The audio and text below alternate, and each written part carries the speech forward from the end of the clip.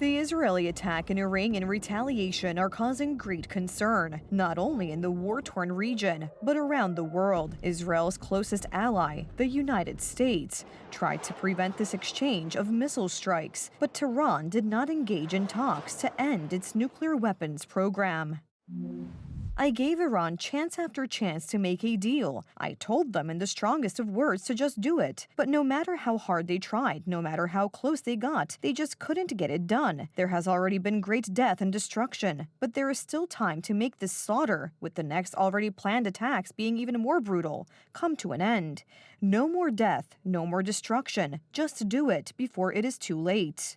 The president of the European Commission, Ursula von der Leyen, in a conversation with the president of Israel, called on both sides to de-escalate. However, French President Emmanuel Macron pointed out who the aggressor is here.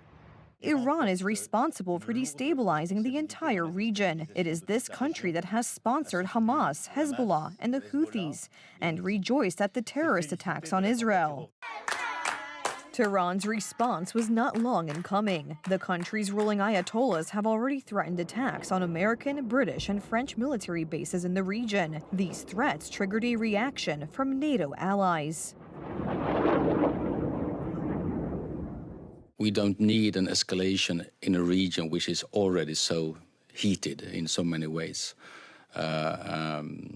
For the regional reasons, of course, but also for the risk for spreading problems around the world. So we call for de-escalation, but obviously it is the countries in the region that make their own decisions on that. The situation in the region is very complicated. Many other countries that have scores to settle with Israel, such as Yemen, Syria, and Lebanon, would be eager to join the exchange of fire between Tehran and Tel Aviv. The leaders of Hezbollah and Lebanon, the dynamic is this, is once you take out some key figures who are part of the decision-making process, it actually may stymie efforts to get them to agree to much of anything. So we could be in an early phase of a kinetic operation that will continue to exact cost for Iran and corner them even more. The threat is growing, which is why many countries, including Poland, are advising their citizens in the Middle East to exercise extreme caution or even leave dangerous areas.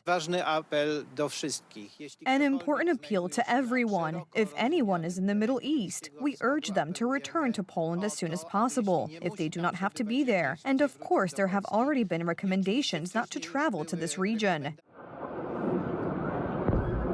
The UN is calling for de-escalation. During an audience at St. Peter's Basilica in the Vatican, Pope Leo XIV addressed both sides of the conflict with an appeal. The situation in Iran and Israel has seriously deteriorated. At this delicate moment, I renew my call for responsibility and reason. The commitment to building a safe world, free of nuclear weapons, must be based on respect and sincere dialogue. For now, however, the only signals Tehran and Tel Aviv are sending each other are through hundreds of missiles and drones, which does not bode well for a ceasefire or peace talks.